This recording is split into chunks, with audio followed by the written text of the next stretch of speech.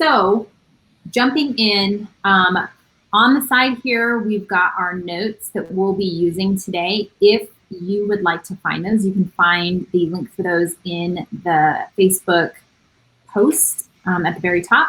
But we are following the same structure as always: pray, read, study, reflect, journal. And here we are, Kelsey, hopping into the text.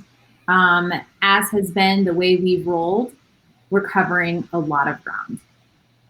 So we are picking up here in Genesis 37. The title of this section is Joseph's Dream. So we're jumping right into someone that we kind of touched base on yesterday. Joseph is the 11th out of the 12 sons that Jacob had. He is the firstborn of Jacob's favorite wife, Rachel.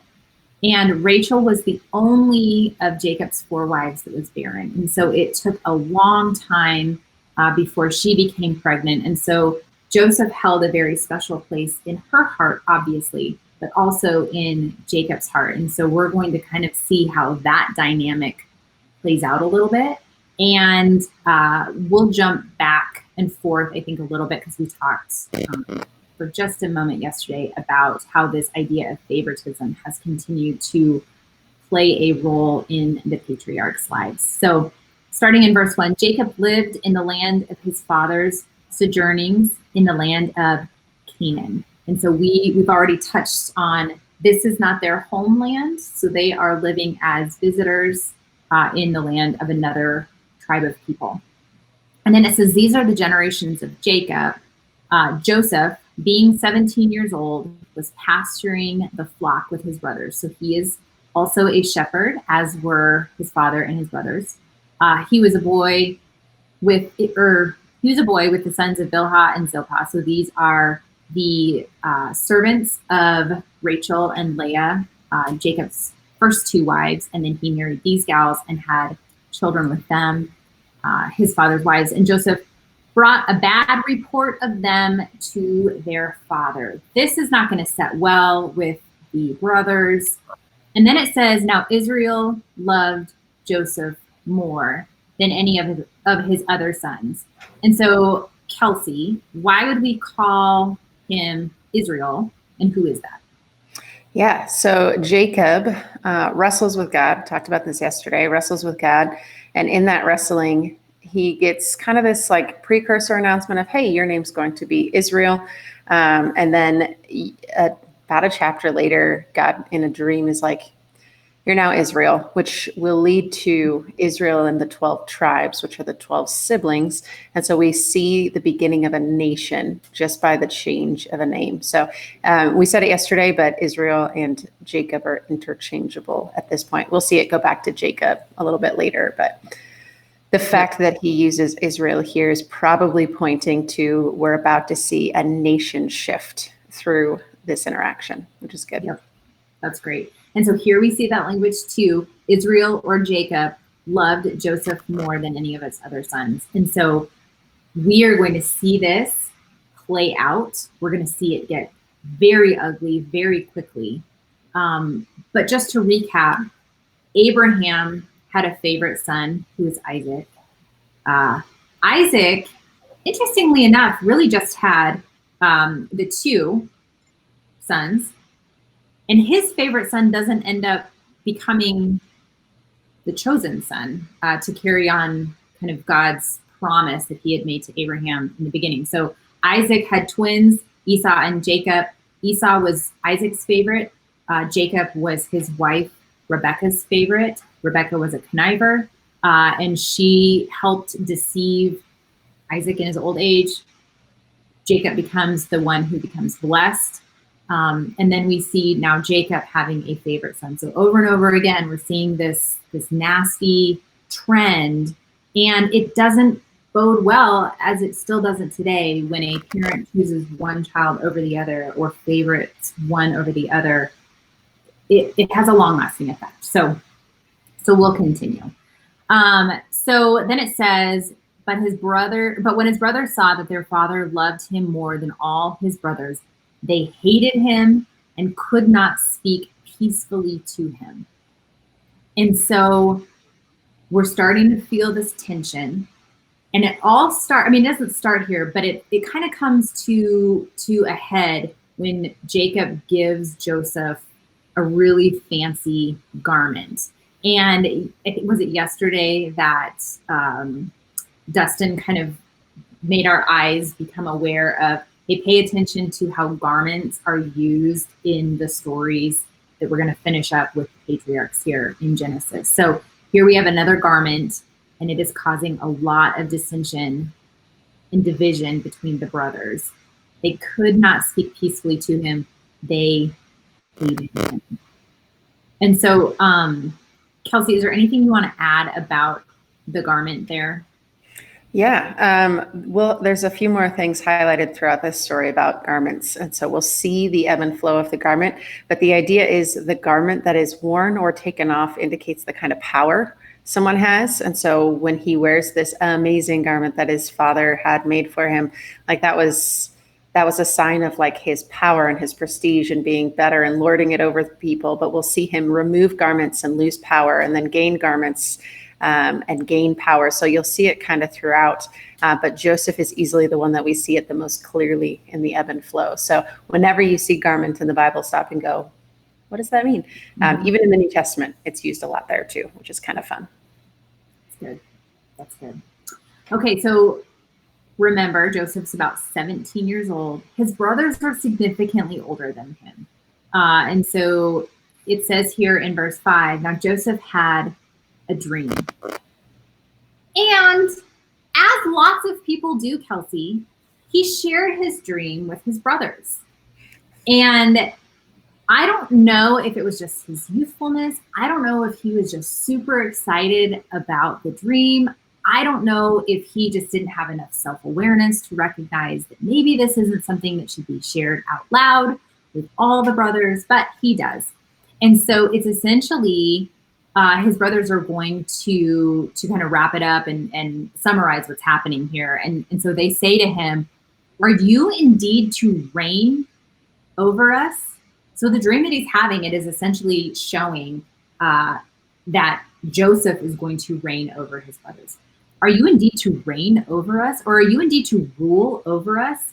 So they hated him even more for his dreams and his words. So they hate him because he's daddy's favorite. They hate him because dad proved it with the coat. And now they hate him because of his dreams and because of the words that he says to them. So naturally, Joseph has another dream. And because he just doesn't get it, he tells them again. And he tells his dad this time too. He tells Jacob. And so then Jacob says, what is this dream that you have dreamed? Shall I and your mother and your brothers indeed come to bow ourselves to the ground before you? Verse 11, and his brothers were jealous of him, and his father kept the saying in his mind. So tell us just a little bit about this before we hop into what's going to happen here. So this one's complex because, yeah, Joseph, keep your mouth shut. Like, just, you don't need to say these things to your brothers that you already know. Like, you have to know at 17 that they don't like you. Like, it has to be pretty clear that there's a disconnect between you and them. So there's just a lack of wisdom on his part, which is interesting because he ends up having a lot of wisdom throughout his life and how he carries things out. But in this moment, you're like, what are you doing? But what's interesting to me is while his brothers grow in jealousy, his dad's going, there's something to this. Like there's something profound. And the truth is, this will come to pass. They will bow down to him. He will rule and reign over them. So there's an interesting dynamic of just because it's true doesn't mean timing is on your side on saying some of these things. So it's just it's an interesting contrast to think about the fact that this will come to pass. Like that changes a lot of it. For them, they don't know that. We know that. We have hindsight. But there's something to it that dad goes, there's something there. I'm going to hold on to those thoughts, which is really cool because even when Jesus is born, Mary has this same thing where she's like, I'm going to hold on to all of these things in my heart and in my mind. I'm going to carry them with me. So there's something about a parent that as you're watching, you go, I'm going to hold on to that. God's doing something, which is fun. And I'm not a parent, but I would imagine that as parents, everyone kind of has those moments that you just kind of hold on to, and you're like, I'm going to keep this in mind. Something's happening. God's moving in some way. Yep. I was thinking the exact same thing about Mary. That's one of the things in my Bible that I've highlighted and I've written about and I've circled and pondered, just because I love how she held those things about the things that people were saying about Jesus and the gifts that they brought him. So I thought the same thing there when Jacob is like, what does this mean? I don't want to forget this. So then we move a little bit further into the story. And we come to verse 18. So we're still in chapter 37. We come to verse 18. And it says they, his brothers. So they've gone out with the flocks. Joseph has stayed home with Jacob. And Jacob is like, hey, can you run out and give me a report on what's going on here? And it's not just like a little trip. It was significant enough. He had to go a ways. But it says here, they saw him from afar, and before he came near to them, they conspired against him to kill him. So, backing up, they hate him. They can't say a kind word. He's Dad's favorite. Dad gave him a coat. He's had these dreams twice that he kind of lorded over them, that he will lord over them. I mean, here we are. You talk about sibling rivalry. We've hit the top of what could happen here. It's not just let's ignore him. It's not just he's irritating. It is come to the place where they don't know what to do with everything anymore, and so they've decided they're going to kill him. And they say to one another, "Here comes the dreamer." I mean, you can just hear it. Come now, let us kill him and throw him into one of the pits. And then they come up with a plan. I mean, this is fully thought out. Then we'll just tell Dad that a wild animal killed him, and we'll be done with this kid. Like, we'll never have to deal with him again, and we'll have the family that should be. And Reuben is the oldest of the boys, heard this, and he rescued him out of their hands, saying, so Joseph hasn't showed up yet, but he's like, whoa, let's not do that. Like, we don't want to have blood on our hands. We can just throw him there and just kind of leave him. But then he was like thinking in his mind, because he's kind of fallen out of good standing with his dad. He's like, but I'll go back and rescue him, and then I'll be the hero in Dad's eyes. So they move along with the plan. And here we go, Kelsey. They strip him of his robe, the robe of many colors that he wore, and they took him and threw him into a pit. It was empty. There was no water in it. So pull all of that together to help people make sense. So it wasn't a lot. You can do this. Yeah. One, we get this garment, right? Again, we said anytime there's a garment removed or added, take note.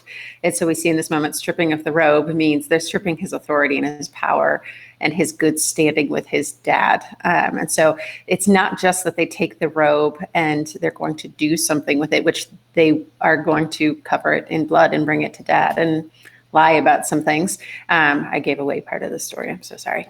But it's also that he's being removed from what he understands and knows. And so as they do that, they're also throwing him into a pit, which is interesting because earlier this week you talked about the difference between water and dry land. Mm-hmm. And I don't know if you meant to do that here, but man, that was good. Lisa, you just you're impressive. But this idea of water is a season of growth and flourishing and trusting and pursuing God and being in close proximity to God. And yet the pit was empty. So there's clearly a little bit of, this is going to be a dry season for Joseph. Like, this isn't going to be easy. You're not going to see the hands of God doing crazy, bold things, although we will see God active the entire story. Like, God is just so good in this story. He's good in all the stories. But there's just like this imagery bomb that he drops of, you're stripped of your garment and you're going into a dry pit that you have no control over what's happening. And so his life in one moment goes from being full of glory and magnificence to being empty and desolate. And so we're seeing a lot happen in just that 1.5 verses. Yep. Jennifer says here, sibling rivalry is a topic of all time, isn't it? Yeah. It's not new at all. And the interesting thing about this pit is some other translations translate it as a cistern. So it really was something that was meant to hold water. And so like Kelsey pointed out, it is empty. There was nothing in it. And then I love this because you really can just imagine it as a movie, like as you were watching it. Then they sat down to eat. Like, hey, that took a lot of work. We should have a snack. And then they look up and they see people coming toward them. And I highlighted it below, but it was the Ishmaelites.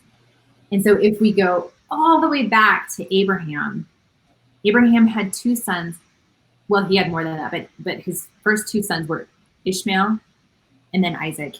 Ishmael, if you remember, was born from Hagar, who was Sarah, his wife's Egyptian servant.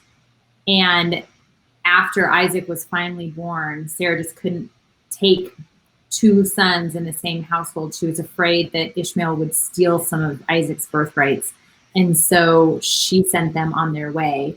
And God shows up in a really, really precious way, and he saves Ishmael and Hagar.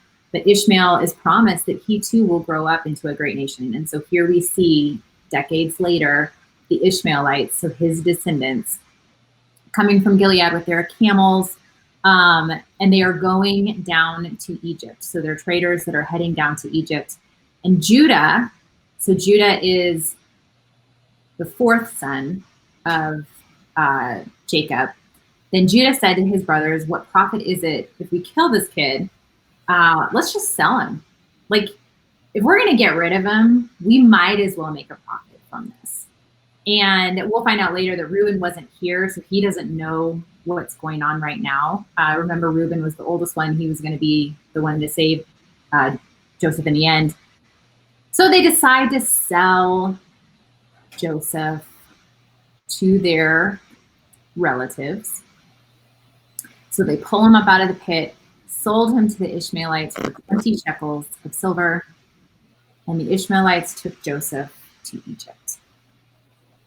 So here we see how not only does Joseph get to Egypt, but now we're going to see how the entire Israeli people, the nation of Israel, ends up in Egypt, because this becomes a huge part of Israel's story. So this is where it was. Out of a fit and rage of jealousy is how the nation ends up in Egypt. Anything, Kelsey, you want to add there? We talked about it a little bit, and I just wanted to drop it in because it becomes important, honestly, for this weekend. So you hear it this weekend a little bit. Judah is the one that ultimately kind of goes, we can't kill him. We need to send him on his way, which ends up saving the lineage of Judah's family.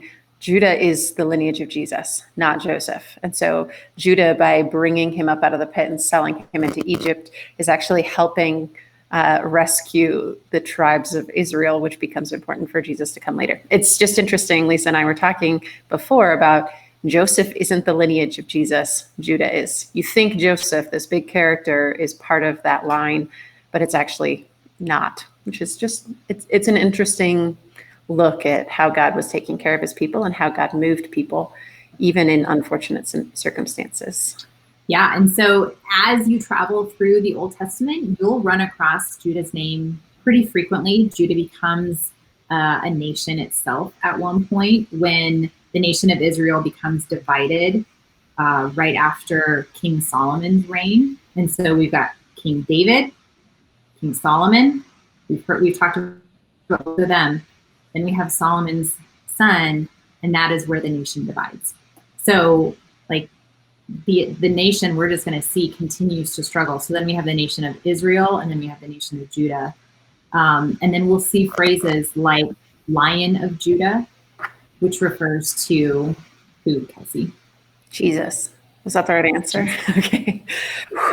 And so we refer to Jesus in a lot of different ways, but Judah is a main, like he matters. And I love that you pulled out that he's the one who saved Joseph. Joseph will be the one who saves the nation, but without Judah stepping in, even out of jealousy, even almost out of selfishness in this moment, he still is the one who saves the nation through Joseph. So let's catch up on some comments here. Dom says, I admit that growing up, that auction seemed like a great idea for my younger sisters. Wonder how much I would have gotten for them.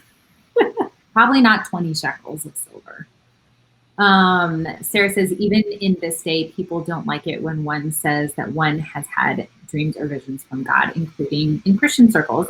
And I think it goes back to being self-aware and who are you talking to, and what does that look like? Is it something that is meant to be shared? I would venture to say Joseph probably didn't need to share those. I would say God probably gave him those visions, but I don't think they were meant to be shared in a public circle. And then Liz says here, thank you for explaining that. We sing about that our God is the Lion of Judah, and I was wondering how that came to be. You're welcome. We're going to sing a song this week too called Egypt. And this, I hope, will help give you some context. This, and then Kelsey will jump into it a little bit this weekend, and we'll hop into it a little bit more next week of what that looks like being exiled in Egypt. Okay. So then we get into a little more of Judah's story. We're not going to cover that today. Judah made some questionable decisions in chapter 38. If you would like to dive into the soap opera of Genesis, chapter 38 is definitely going to pique your interests. He was, a man. Oh, that didn't sound very kind. So he just made some very human decisions. And I will say, Kelsey, we've talked about it all week, that sexual indiscretions in the Bible play out over and over and over again. And that is exactly what we see in chapter 38 with Judah. So I'm sorry. But Tamar, who ends up being the mother of Judah's children, I'm not going to get into it, is in the lineage of Jesus in Matthew. So you get a really cool woman in the middle of there, and she's kind of smart. So she's pretty awesome. Smart. She's smart. And I would say Kelsey's going to read part of Matthew's lineage of Jesus this weekend. But if you have, and this really will not take you long, you have time to read 17 verses, read Matthew 1 through 17 through his lineage, and circle all the women, because there are 5 of them in Jesus's lineage. And we've talked about it before. The writers of the Bible don't pull out ladies very often. And when they do, it's because it matters. And all of these ladies have names. And so I would just say, notice that. Did I say anything wrong there? No. That's what you story. That's my favorite part. All of them have a story. So I wish I had time to just, maybe I will. This is what happens when Phil's away, is we bring out all the ladies. We tease, but one day we're gonna do the matriarchs of the Bible, not just the patriarchs. So that's right. One day. Right. Okay, so Crystal asks a really good question here. In today's terms, how does one discern a vision from God versus just a normal dream? Do you have any wisdom on that? So, because, and here's why I think it matters. Because Joseph is going to continue to have dreams. Yep. And he's going to continue to discern other people's dreams, which becomes vital. Like if he did not understand that, this is a dream from God, they would have missed a lot, and those nations would have just ceased to exist. So it's a big deal. I do think in modern culture, God doesn't speak as much through dreams because it's not as accepted, at least in Western culture. And so I think God's like, I'm going to speak in a way that you'll understand. And so he knew that there was a little bit of mysticalness around it. And in that day, in that time, dreams were pretty normal to speak through. Like that wasn't, in fact, all the characters that he will interpret for ask, hey, I had this dream. It seems like more help, which means it was a regular occurrence to say, hey, I had a dream. I'm going to process it. I do think in our modern culture, we probably do more we're processing our daily life and our dreams, and it's coming out that way. I wouldn't say that God doesn't speak in dreams. I have had people, this is weird, but I had a dream once about a friend who I didn't know very well, and she moved to Oregon. And I told her, I was in high school at the time. I was like, hey, I had a dream about you yesterday and you moved to Oregon. I got a message from her 5 years ago that her and her husband were deciding to move to Oregon or to Florida. And she remembered the dream and she knew that's where God was calling her next. And I was like, nope, don't like that. I don't like that much power in my dreams. So it's not that it doesn't happen, but I do think when it is clearly a vision from God, it's different. And it's not something that your own mind could have fathomed on its own. I think there's something about it that very clearly feels like God is moving something. But I would say what Joseph does teach us is discern appropriately, talk to people about it that are good people to talk to about it. Say, hey, I had this dream. How do I know? Because people will come to Joseph, who is the right kind of person to go to. So just having good people around is helpful in that one. I don't know if that helps, but. No, I think that's good. And I would add to that as well. I have a couple of friends who have dreams pretty I wouldn't say frequently, but have shared different dreams that they've had. And Sarah actually says below they repeat themselves. I think that's important. I don't think it always happens, but I think that's something to pay attention to also. But especially my one friend, she does not share her dreams until after she's seen them come true, or until after someone has sought some kind of wise counsel from her regarding it. Because she doesn't want to put something in someone's mind that really feels like it will then take over decisions they make on a daily basis. So that is my thought. And then Jennifer says, I'll admit, even if I had a dream that was very telling, I wouldn't think it was a vision from God. I've thought that my gut feeling on a decision or circumstance were a God thing, but I've never thought I got a direct message. Is that not correct? I think it goes back to what Kelsey was just saying. Ask God for discernment. If I woke up and thought that every dream I had was a vision from God, well, first of all, I would not be here because most of my dreams I end up dying. So as I process through my days don't go well. So I would just say, Jennifer, really, really ask God about these things, because to assume that dreams are visions, I don't think is healthy. But to assume that they're not, then you're denying potentially the way that God is trying to speak to you. So I think it is, how else is he speaking to you throughout the day? What are you reading and learning about in his word? How are our conversations with wise counsel ending, and what are those looking like, and how are they going? Like Kelsey said, find safe people that you can have these kinds of conversations with to help discern, because God speaks in a lot of different ways and he wants to be clear. So that's the other thing, right? And he wants us to hear his voice and know when he is speaking. So those are, for whatever that's worth. I hope that was helpful. I don't even know what I said. I'll have to go back and watch later. Dom says, on a more serious note, I am always humbled by the perspective Joseph had. He was able to understand that God had a plan for him all the way through that had to be what guided him throughout his journey. God uses everything for his good and for his glory. Absolutely. And yes, Greg, it is too late. Okay. You can't sell your sister.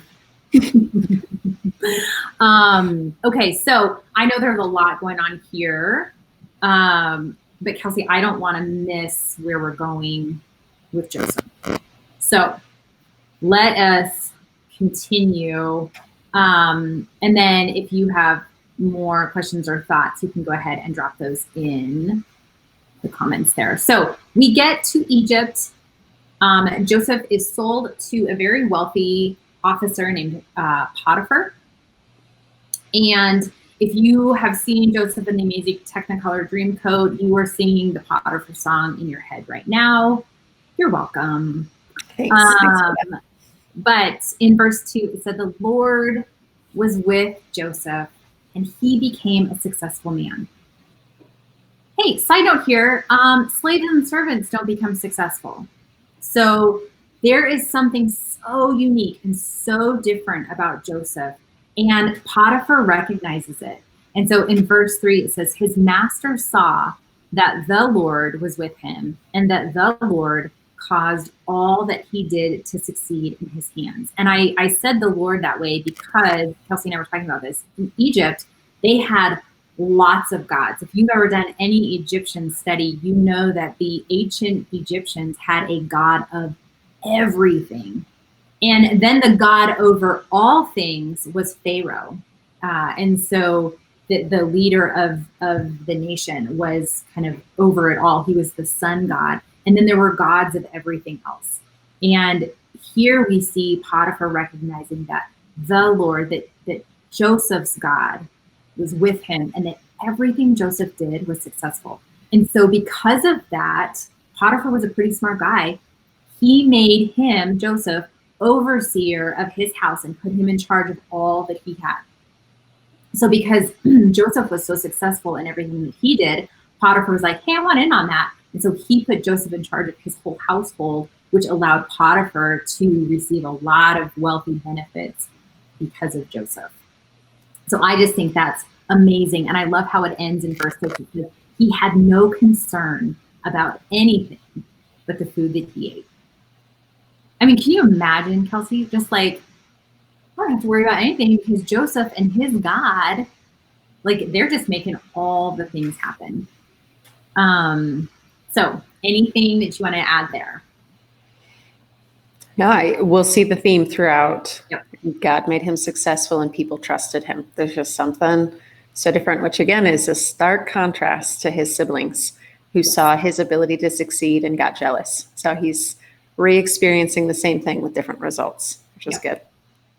Okay, so then we get down here a little bit more and we find out some details about Joseph. Joseph was handsome in form and appearance. He was easy on the eyes, ladies. And Potiphar's wife takes notice of him, and she likes what she sees there.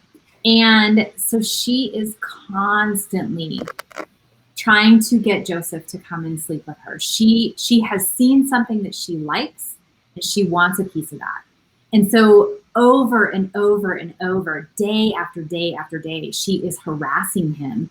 And Joseph says in verse 9, how then can I do this great wickedness and sin against God?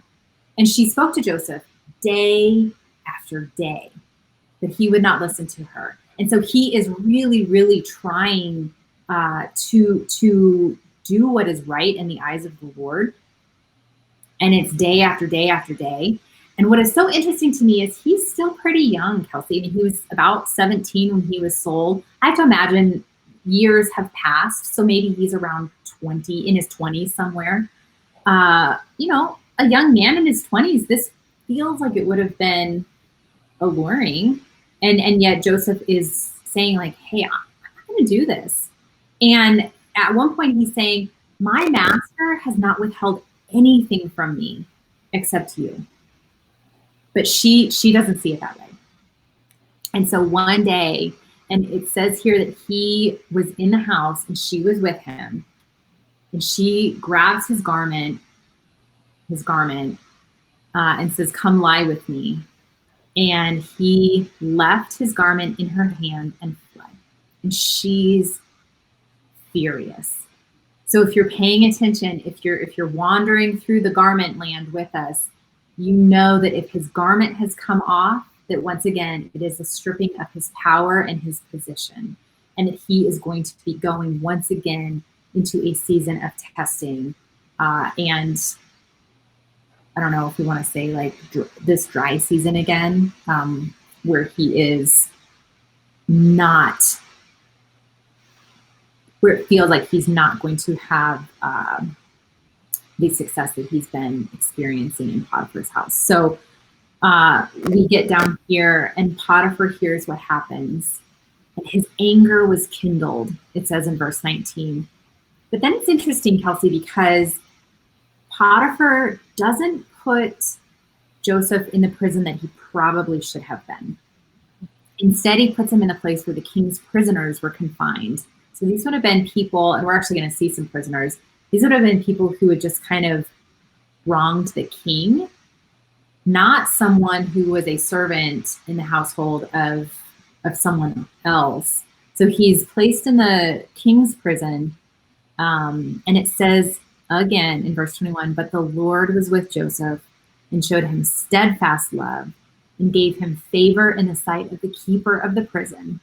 And the keeper of the prison put Joseph in charge of all the prisoners who were in the prison. And then it says, verse 23, the keeper of the prison paid no attention to anything that was in Joseph's charge. So he's not paying any attention to any of the other prisoners because the Lord was with him. And whatever he did, the Lord made it succeed. Okay, I know you have thoughts. Yes, the first thing that it's so clear, and yet I've read this story 100,000 times and have not noticed it. Throughout the lineage of God that God has set for Jesus, it's been men taking note of women who are beautiful, and they specifically say it, and then they take advantage of situations in order to get these women. And here we have a man, and we take notice of his attraction, and a woman pursuing him, and him able to make a choice to not be a part of that system and still paying the price for it. So we see this flip of roles, which is really fascinating. Just culturally, this would have been fascinating, but for us to still see that pattern, but it lived out differently to the point where we see salvation come out of it. Like there's good that comes out of it. And so it's just interesting. Very rarely do we see a girl looking at a guy because he's a good looking, or as the kids would say, he's a snack. But it's reversed, which is kind of fun. Yeah, I like that. Well, and right before Easter, we were looking at the life of David, and so on Daily Time with God, we covered David and Bathsheba, and it's a very similar. I mean, it wasn't day after day, but a very similar where David takes notice of Bathsheba's beauty, and then is like, I want that. And because he was king, he was in a position to get it. So we see the lack of integrity from David, and we see enormous integrity from Joseph here. So I love that. Jennifer said, I never associated garments with power and status when reading the Bible. That's a really new perspective on some things. And then Crystal agrees right there. And then Crystal says, same with that one story of the woman harassing young David. I don't remember that one, but that doesn't mean my mind is so focused on Joseph. So we see Joseph back in prison. Well, this time it's prison, before he was in a pit. But we also see the Lord with him. And I love here that Moses writes, God's steadfast love was on him. So not only was he finding favor in God's eyes, not only was God blessing him in this time where he's in prison, but he is showing him steadfast love. I love that. I love that. Okay, so then we get into chapter 41. So Joseph has been in prison, and two prisoners end up with him, a baker and a cupbearer. And both of these have fallen out of favor with the Pharaoh. And both of them are waiting to see what's going to happen. And I love, both of them have dreams. And they're like, oh, we have these crazy dreams. And Joseph's like, hey, I actually interpret dreams. Like, it's something that I know how to do. And so they share their dreams with Joseph. And Joseph tells the cupbearer, oh, don't worry. You'll be back with Pharaoh in just a couple days. And then the baker, I'm sure, is feeling emboldened, and he's pretty excited about it. And then Joseph interprets his dream. He's like, oh, sorry, man, you're gonna die. Whatever you did was a little bit worse than whatever the cupbearer did. And so you're gonna die. cupbearer, you're going to be back with Pharaoh. And both things come true. So Joseph says, hey, when you go back to Pharaoh, will you just remember that I'm here? And cupbearer's like, absolutely, you've got it. Anything for you, you're my guy. Well, cupbearer goes back to Pharaoh and forgets. And so years pass, and Pharaoh has a dream. And he's so bothered by it, he doesn't know what to do. And he asks everyone he knows, the most powerful seers and magicians and anyone who could interpret a dream, to come, and they're baffled by it. They don't know what to do here. And I'm sure Pharaoh's like, are you kidding me? Like, you're the best of the best. What's going on? And finally cupbearer is like, oh, wait. I remember that one time I was in prison. I actually met a guy who interprets dreams. I wonder if he could solve this problem. And so Pharaoh is like, hey, get this guy. Because I've got to figure this out. I can't sleep. I'm so bothered by this. So they pull Joseph out, and Joseph interprets the dreams. And I wouldn't say that he does it in such a way where it feels super great, because Pharaoh's dreams essentially say, hey, we're going to have 7 years of abundance followed by 7 years of famine. But the way that Joseph interprets it, he says, hey, with the 7 years of abundance, you should take advantage of that so that you can prepare for the 7 years of famine. And then we hop in chapter 41, verse 37, and it says that this proposal pleased Pharaoh and all his servants. And Pharaoh said to his servants, can we find anyone else like this, in whom is the Spirit of God? Remember, Pharaoh embodies the God of all of Egypt. And he's saying, can we find anyone else that embodies this Spirit of God? Then Pharaoh said to Joseph, since God has shown you all this, there is none so discerning and wise as you. You shall be over my house, and all my people shall order themselves as you command. Then he's like, only I will be greater than you. He sets him over all of Egypt. He gives him his signet ring, which is basically all power and authority in the ring. And then he clothes him in garments of fine linen, and he puts a gold chain around his neck. It says he set him over all the land of Egypt. And so Joseph is now in charge of an entire nation. The only one over him is Pharaoh. And he has a new garment that he wears. Like, if you didn't believe us when we talked about it, I hope this helps you see, once again, he's raised out of the pit of prison, and he is given a position of authority. He is given the garment that shows this authority, and he's over the entire nation of Egypt. So cool. And then Dom here says, I would love to hear Joseph talk about how he remained faithful in the peaks and valleys, great periods of success into valleys. I lost where I was reading. Of seeming forgetfulness. What was he thinking during those years in the prison after the visions? I don't know. Because he sat there for 2 years waiting to be remembered. And yet we read that God showed him steadfast love. And that he was still successful leading the prisoners. I mean, it's just a crazy story. So then Kelsey, we find the 7 years of great abundance.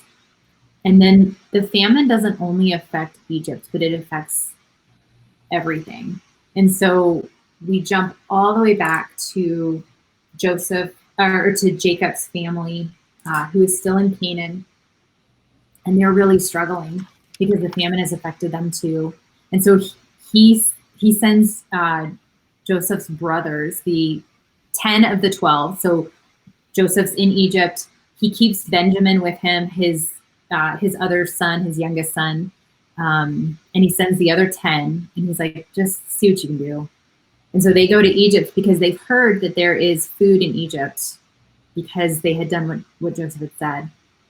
And they have this interaction with Joseph. Joseph knows who he's dealing with. They have no idea that they're dealing with their brother. They just think they're dealing with an Egyptian. And Joseph says, he kind of sets them up. I mean, he plays with them a little bit, Kelsey. I think a lot of times you want to think that Joseph was just so loving and kind. He messes with his brothers just enough to make them uncomfortable. But he sends them back to get Jacob and to bring Benjamin back. And so they go back, and there's all this stuff that happens. There's a lot that happens, right, Kelsey? Like, we're skipping a ton. But at this point, they go back. They know who Joseph is now. And they go back, and Israel's like, I don't think this is the right thing. And so then God has to intervene here. And he says in chapter 46, I am the God of your father. Do not be afraid to go down to Egypt, for there I will make you into a great nation. So he's affirming and reconfirming this promise. I myself will go down with you to Egypt, so you will not be alone. I, your God, will go with you, and I will bring you up again. Here's a promise. You're going to go to Egypt, but I'll bring your nation back again. And Joseph's hand shall close your eyes. So you will be with Joseph, your beloved son, when you pass away. So they go. All 11 brothers go. All their families go. Whatever they had went down with them into Egypt. I love, Pharaoh's like, this is amazing. I'm going to give you all, because you're Joseph's people, I'm going to give you some of our best land, and you can just live here for as long as you want. And then in chapter 50, we see Jacob's death. And then it says that Joseph's brothers kind of freaked out when Jacob died, because they knew that this wasn't going to end well for them. After everything that they had done to Joseph, they knew this wasn't going to end well. And so they concoct a little bit of a plan to say, hey, before Dad died, he pulled us aside and he was like, hey, just don't let Joseph do anything bad to you. Like that's not what I want. And here's what I love, Kelsey, and we didn't have time to go into it, but Joseph actually is a pretty emotional guy, and we see him weep multiple times. But here it says in verse 17, Joseph wept when they spoke to him, because they're just saying, Dad wants you to forgive us, and he doesn't want you to think about what happened. He wants us to all move on. And then they say, and we're your servants. And then Joseph says famous words that I think a lot of us have heard: do not fear, for am I in the place of God. As for you, when you sold me into slavery and wanted to kill me and hated me, what you meant evil against me, but God meant it for good, to bring it about that many people should be kept alive as they are today. So don't fear. Okay. So, Kelsey, that was a lot. Yes. If you guys have time to read the whole thing, it's really good. The kind of trick that Joseph plays, really good. Just smart dude. We see wisdom enter into his life throughout all these years, which is pretty impressive.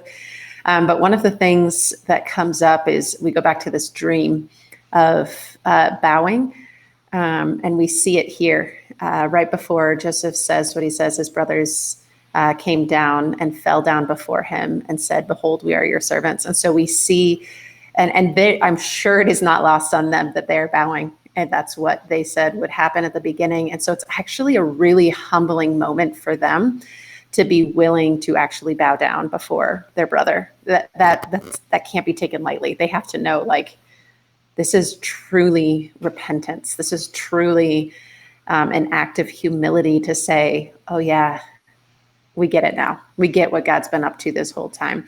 And so there's just so much good. And really, Joseph's words are words that honestly we need plastered on every wall of our life, right? What others meant for evil, you meant for good. But could you imagine saying that after your brothers sell you, you get falsely accused of a sexual crime by this woman who you didn't touch, and you were good about not following suit, You end up in prison. Someone forgets about you for 2 years. You sit in this prison, and then you come to power and you go, yeah, it's fine.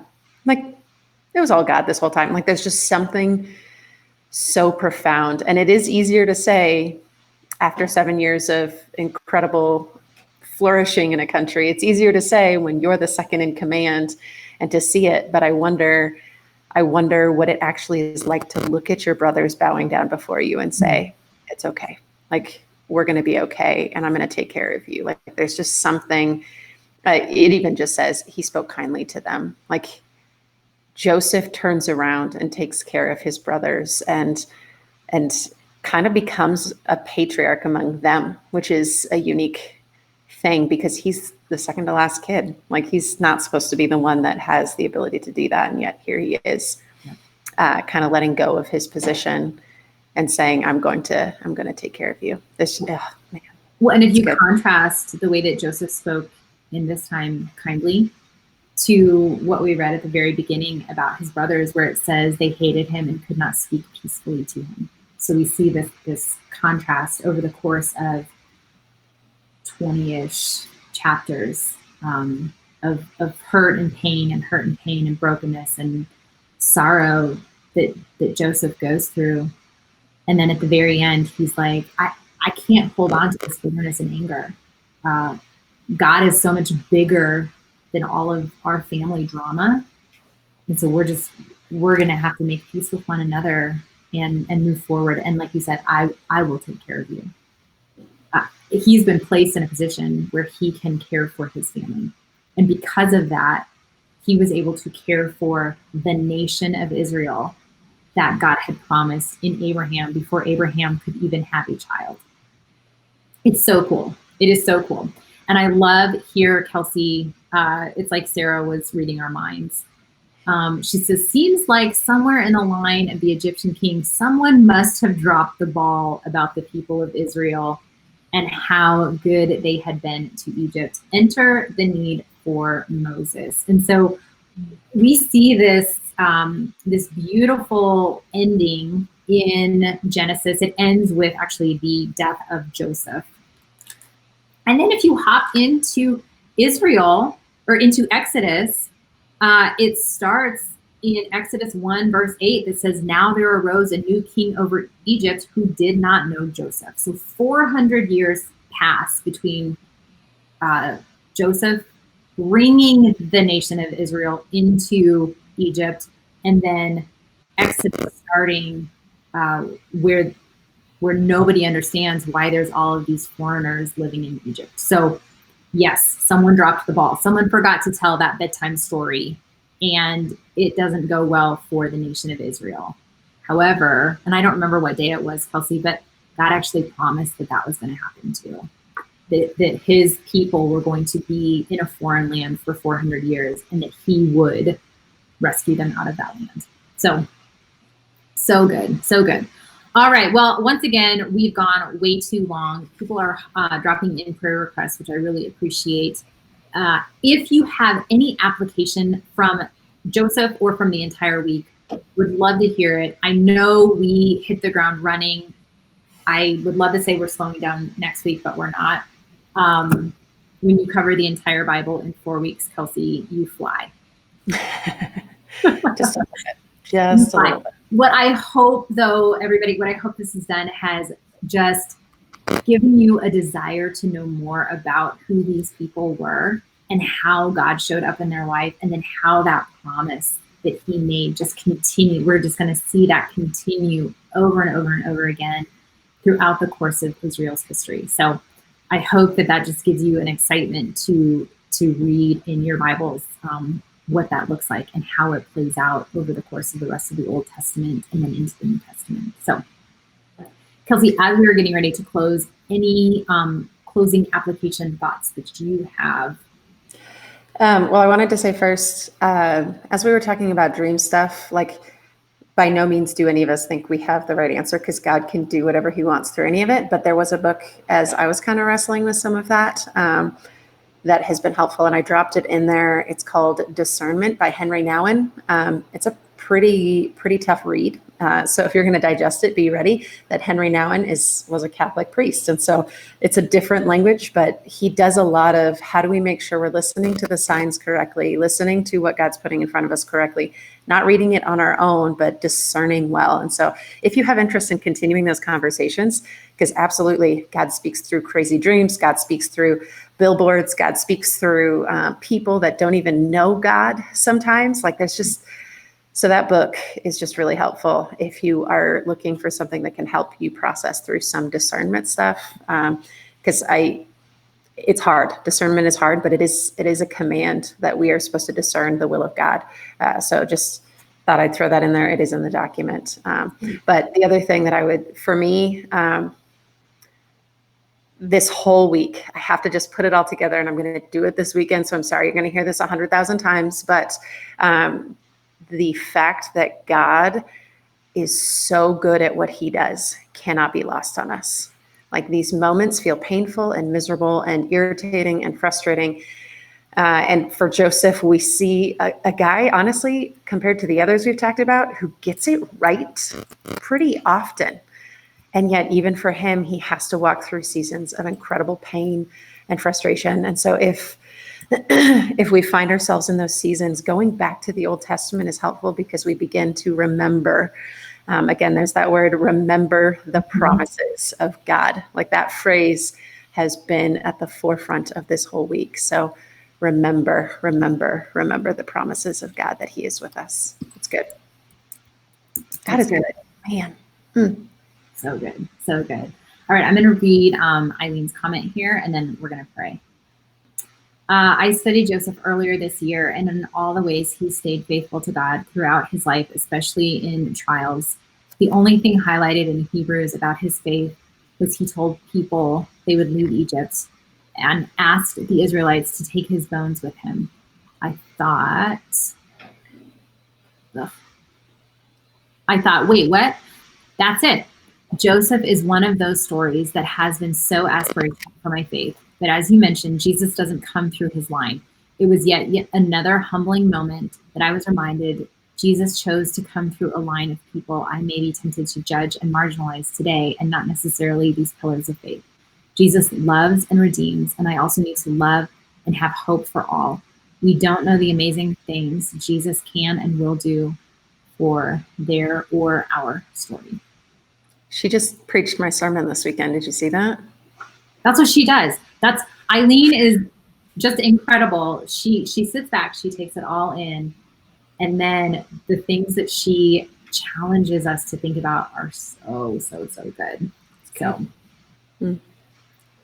All right. Well, Kelsey, I'm going to pray. I know people are still dropping in thoughts, and I love that. We'll get those in there.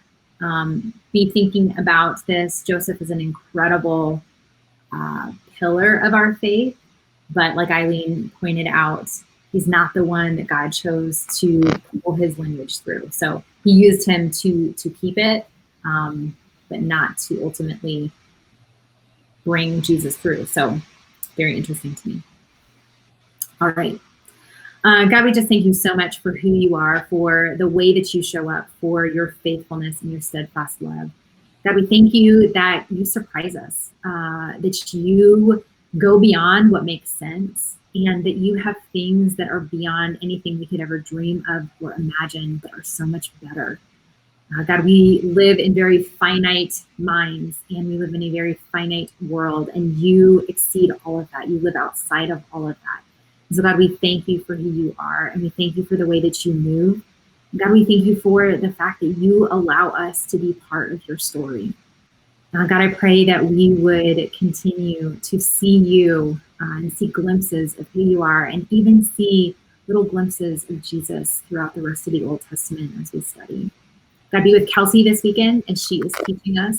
Just help strengthen and encourage her, and give her wisdom and the right words. God, just open our hearts and our minds as we listen to what she has to say, and we would process through, we would take time to really let her words sink in, and let your words sink in. God, we lift up Sarah to you, and God, we just continue to pray for Vernon as he is in Kansas getting ready to take his test. God, just be with him and encourage him and give him wisdom as he's going through that. And then also be with Julie and Brad. God, Brad is struggling right now with some kidney stuff and can't have the surgery that he needs until COVID has ceased to exist. So God, we just pray that you would be with them, that you would bring healing to his body, and even just for the COVID throughout the world, God, that you would bring healing and just resolution to this whole thing. God, for Cole, we just pray that you would continue to be with him and his friends. He is far away, roommate testing positive, and Jennifer is not with her son. So God, I just pray that you would bring protection to him, that you would bring healing to his roommate. God, we know that you are in all of this, and this does not come as a surprise to you. So God, we just ask you to be in the middle of this situation, and that you would bring peace to Jennifer's heart. And God, we also just thank you so much for everything that happened yesterday with Crystal's studies. God, that you just had your hand on that and provided a way. And we also pray for her dad as he is having a mass on his kidney biopsied. God, we just pray for the results on that, that they would be in his favor. God, we love you so much. We thank you for who you are. We pray all of this in Jesus' name. Amen. All right. Well, we did it. Genesis. We're going to close that book. We'll start in Exodus, and then we're going to go Exodus through the rest of the Old Testament next week. So you're welcome. Small task. Have a great weekend, everyone.